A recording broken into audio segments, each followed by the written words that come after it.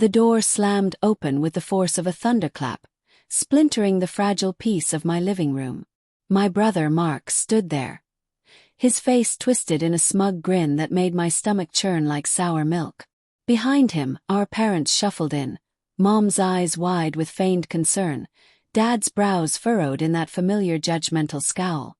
"We know, Alex," Mark spat, holding up my latest bank statement like a trophy he'd stolen from my drawer. 75 grand a year. And you've been hiding it from us. From your own family. My heart hammered against my ribs. A wild animal trapped in a cage too small. The air thickened with a scent of betrayal. Mark's cheap cologne mixed with the faint mustiness of our parents' old coats. I sat frozen on the couch, the remote slipping from my numb fingers, the TV droning some mindless sitcom that now felt like a cruel mockery. How had he found it? I'd hidden that statement in my nightstand, buried under old receipts and forgotten dreams. But Mark, my lazy, entitled brother, always had a knack for sniffing out what wasn't his. Instead of congratulating me on the promotion I'd clawed my way to after years of late nights and skipped meals, he'd weaponized it. Brought our parents like reinforcements in a war I didn't know we were fighting. Rage boiled up from my gut, hot and acrid, burning my throat. "What the hell, Mark?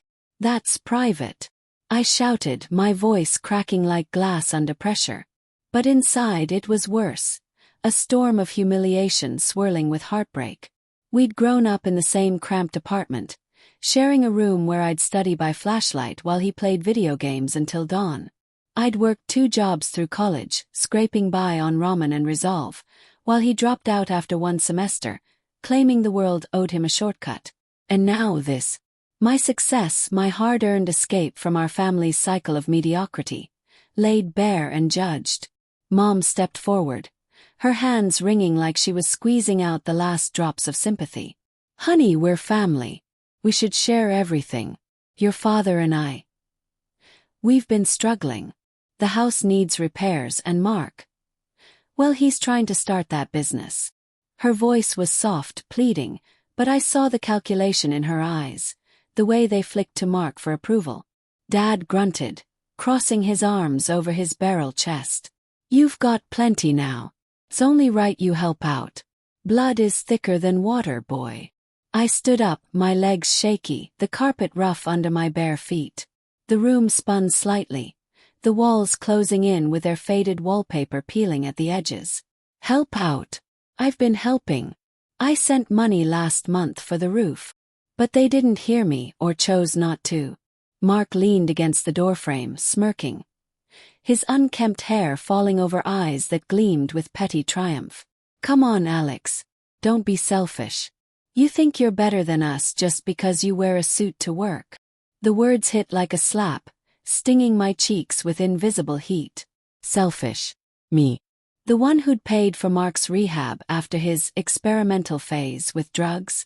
The one who'd co-signed Dad's loan when the factory laid him off. Resentment surged, a tidal wave crashing over years of suppressed frustration. In my mind I saw flashes. Mark lounging on the couch while I mowed the lawn as a kid, him borrowing my savings for his latest scheme that always failed. And our parents always enabling him, always excusing his laziness as bad luck. I forced a nod, biting back the fury that clawed at my insides. "Fine. We'll talk about it later." But as they left, Mom patting my arm with hollow reassurance, Dad muttering about responsibility, and Mark winking like he'd won, something snapped inside me.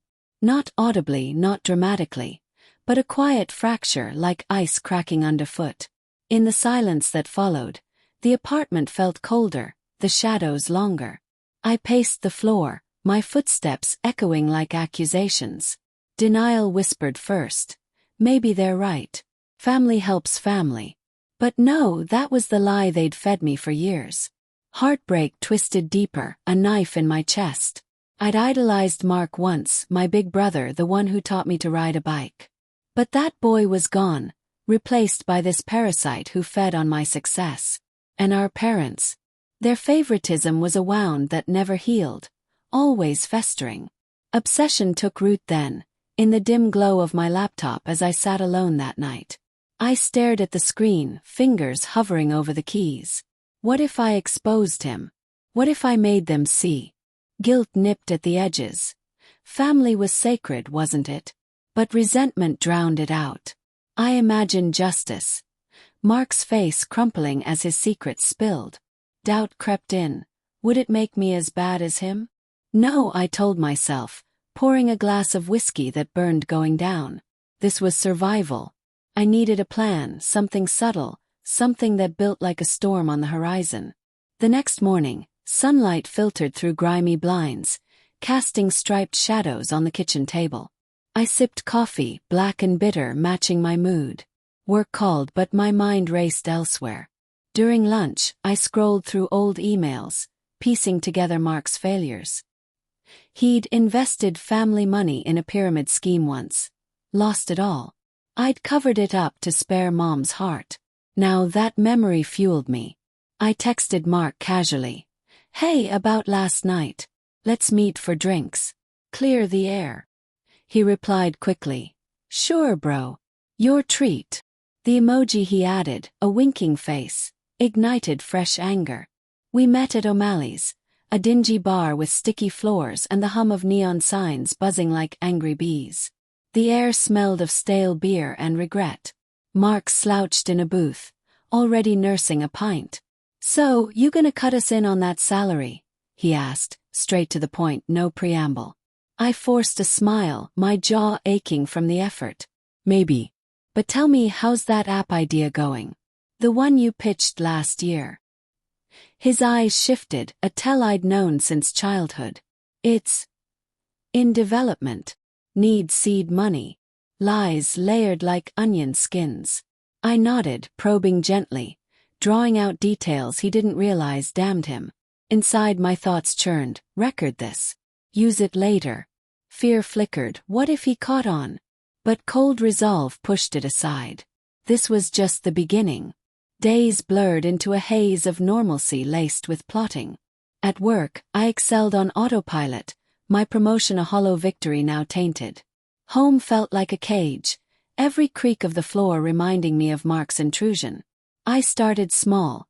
Anonymous tips to his investors about his track record. Nothing traceable, just whispers in the wind. Suspense built in the quiet moments, waiting for the first ripple. One evening Mom called, her voice trembling. Alex, Mark's upset. Some deal fell through. He thinks someone's sabotaging him. My pulse quickened, a thrill mixed with guilt. That's awful, I lied, my hand steady on the phone.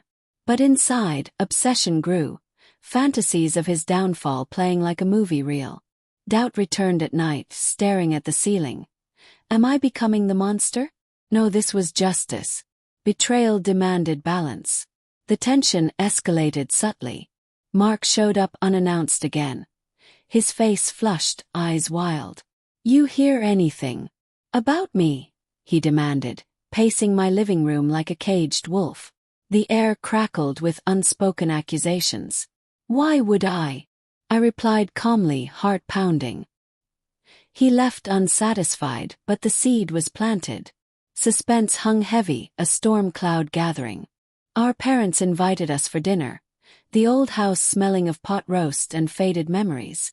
The table was set with chipped plates, the atmosphere thick with forced cheer.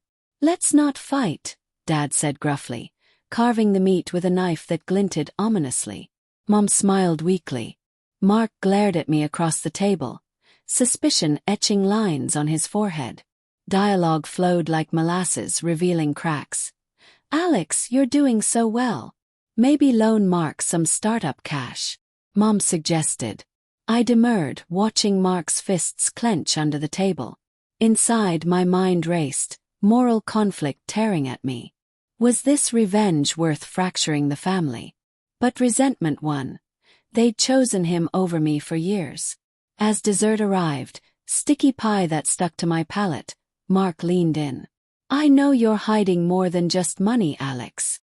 His whisper was a threat, heightening the suspense. What did he mean? Had he dug into my past too? That night, alone in my bed, sheets tangled around my legs, I planned the next move. Something bigger, riskier. The hook of betrayal had pulled me in. Now vengeance tugged the line. Sleep evaded me that night, the city's distant sirens wailing like omens. My apartment, once a sanctuary, now pulsed with shadows that danced mockingly on the walls. Mark's parting words echoed. Hiding more than money. Did he know about my anonymous emails? Or was it bluff? Paranoia gnawed, a rat in my skull, but resolve hardened like steel in fire. Come too far to stop. The plan evolved in the pre-dawn hours. Expose his laziness publicly. Tie it to the family's enabling. But subtly like poison in wine. Morning brought clarity, sharp as the razor I used to shave away the stubble of doubt. At work, I hacked together a fake email account during lunch, fingers flying over keys slick with sweat. The office buzzed around me, colleagues laughing, phones ringing, but I was isolated in my vendetta. I compiled evidence, scanned old checks I'd written for his debts, screenshots of his failed ventures from public records. Anonymous post on a local forum. Beware investing with Mark Thompson, history of flops. Not libel, just truth amplified. Guilt surged as I hit send, a wave crashing against my chest. What if this destroyed him? But heartbreak from their betrayal drowned it. They'd humiliated me, paraded my success as their entitlement. Obsession fueled the fire. I checked the forum obsessively, watching views climb like a fever chart. Mark called that afternoon, voice ragged. Alex, you see this crap online. Someone's out to get me. Suspense tightened like a noose. No idea, I said, feigning concern, my free hand clenching the desk edge until knuckles whitened. He ranted, revealing more, admitting he'd snooped my place for leverage. Confirmation. His betrayal was premeditated. Rage reignited, cold now, calculated. Our parents sensed the rift. Dad texted. Family meeting. Tonight. The old house loomed as I arrived, twilight painting it in somber hues. Rain pattered on the roof like impatient fingers. Inside, the air was thick with tension, the scent of overcooked stew cloying. Mom's eyes were red-rimmed. Dad sat rigid in his armchair, pipe smoke curling like ghosts. Mark paced, disheveled, a cornered animal. What's going on? I asked innocently, though my pulse thrummed. Mark whirled, pointing a finger like a dagger. Ooh, this is you, isn't it? Sabotaging my deals. His voice cracked, revealing vulnerability I'd forgotten. The boy beneath the laziness, scarred by failures our parents never let him own. Denial rose instinctively. Me. Why would I? But inside, moral conflict raged. This felt good yet wrong. Heartbreak twisted. I loved them, didn't I? Mom intervened, voice quavering. Boys, please. We're family. Dad grunted. Alex, if you're holding out on us. The accusation hung, unspoken betrayal from all sides. Dialogue escalated, natural and raw. You've always been jealous, Mark snarled. Mr. Perfect with his big job. I shot back, suppressed rage spilling. Jealous? Of what? Your couch surfing life. I worked for everything. Truths emerged, manipulations laid bare. Mom confessed, enabling Mark to keep peace. Dad admitted resenting my independence. Layers peeled. Mark's laziness stemmed from fear of failure, propped by parental pity. My resentment, rooted in abandonment. But suspense built. I had one more card. As tempers flared, I pulled out my phone, showing the bank statement he'd stolen. This started it. You invaded my privacy. Mark lunged, but Dad held him back. The room crackled, rain lashing windows like applause. I left amid chaos, heart pounding, but the plan wasn't done. That night I escalated. An email to Dad's old boss, hinting at Mark's involvement in a past scam. Subtle, deniable. Waiting was torture. Quiet calculation in the storm's eye. Days later the payoff loomed. Mark showed up at my door, soaked from rain, eyes hollow. It's over, Alex. Deal's gone, reputation trashed. His voice broke, guilt stabbing me. Was it you? Suspense peaked, admit or deny. Cold resolve wavered. Obsession cracked under empathy. Yes, I whispered, the confession a release.